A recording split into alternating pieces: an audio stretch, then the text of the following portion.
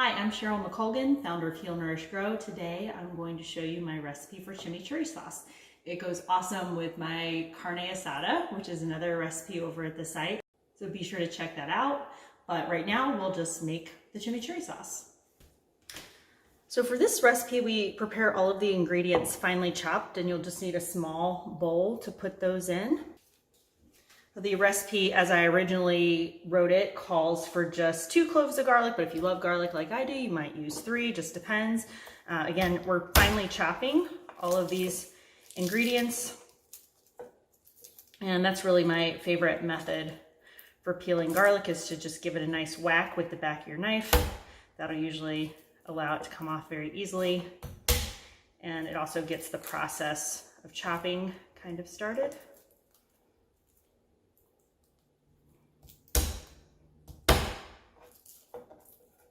So you can get out a little aggression if you need to while you're doing that. So then we'll just finely chop the garlic.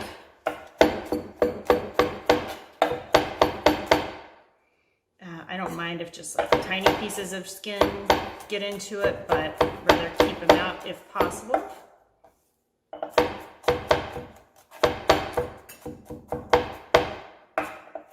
And this is the one part of the recipe, you do want to get these fairly fine because you don't want to have, huge chunks of garlic in your chimichurri sauce. I mean, of course you'll still taste it, but sometimes biting into a large chunk of garlic is not everyone's idea of fun.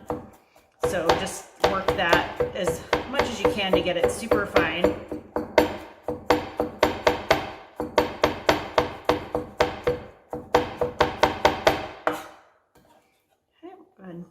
Put that in the bowl. And we need 1/4 cup of an onion. So I already had this onion from an earlier recipe.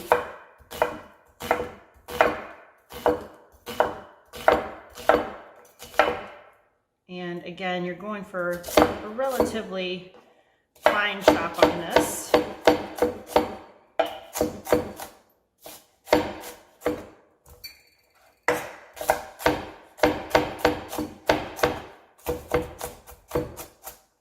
So you'll just keep working it until you have your onion evenly chopped. Sounds good. That's pretty good. I think, did I say it should be 1/4 cup of onion? So there we go. Set that aside to use for something else. We have 1/2 cup of parsley. I wanted to show you this because I like to get these whenever possible. They had the organic live plants on sale today at Kroger. Usually when I buy a bunch of parsley, especially the organic, it's about $1 to buy that. So you can get, these were on sale for $2. And then what I like to do is, after I use the amount of parsley I'm going to use for the day, then I take this and I go ahead and plant it in the ground, and it'll usually come back for you. So you'll have more parsley later. So it's kind of like you get to use it that day, and then you'll also have some to use for later. So this can be a little bit rougher of a chop. So we're looking for, and I usually like to take out any big pieces of stem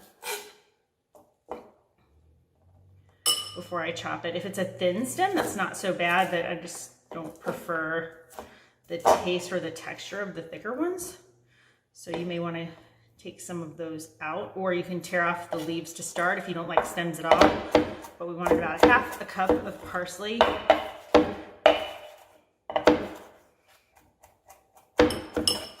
Let that have a bit more texture than the finer chopped ingredients. And then same with the cilantro, same thing. I got the organic one today.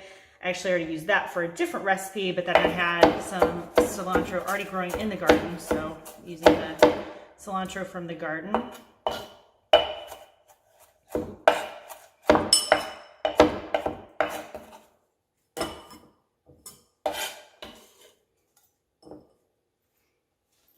And a teaspoon of oregano. So I do like to strip the oregano leaves. So if you just kind of pull them down the stem in the opposite direction that they're growing, they'll just come right off. Keep the stem out. You can really do that same thing with parsley or cilantro as well. It just depends on what I'm making, if I want the stems in there or not. And also, oregano is a really easy thing to grow. I've had one growing in a pot, even left it outside in winter, and we're zone 10 here in Cincinnati, so it's not supposed to be quite hardy, but I've had it in a pot for about 3 years, and it just keeps coming back. So I think, you know, cilantro, a little more challenging, but oregano is definitely an easy culinary herb that you can grow in the pot, and it's, you know, even leaving the pot out in the winter. Half a teaspoon of ground red pepper.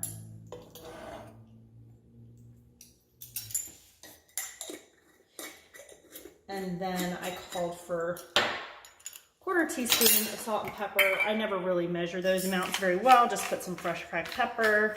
And obviously once you're finished and you taste it, you're going to adjust to taste anyway.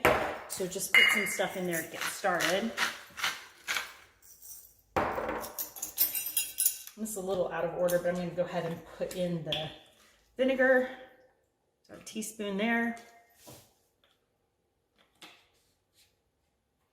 And then your jalapeno, you may want to save that until last, just so that you can judge it based on taste.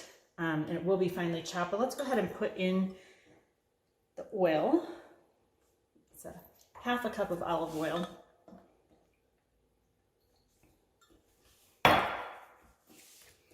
And then you go ahead and mix this all together.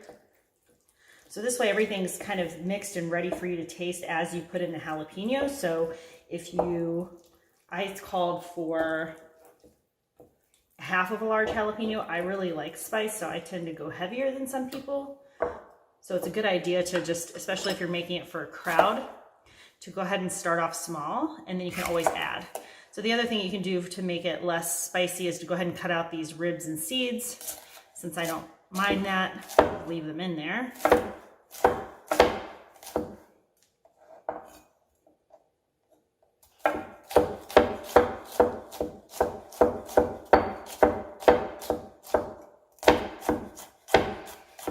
And again, so for jalapeno, that's another thing that people might not like to take a big bite into, so I do try to get this relatively fine.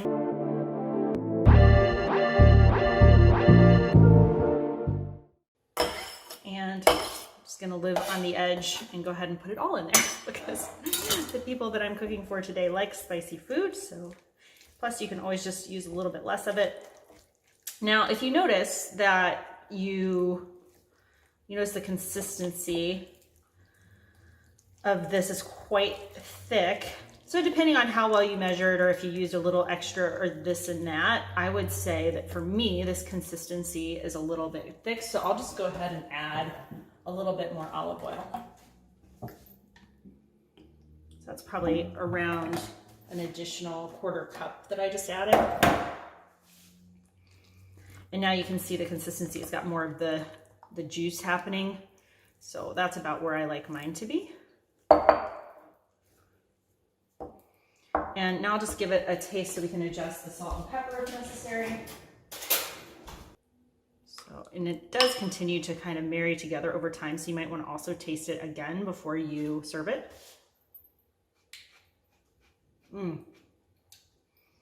So fresh and delicious. Really, really good.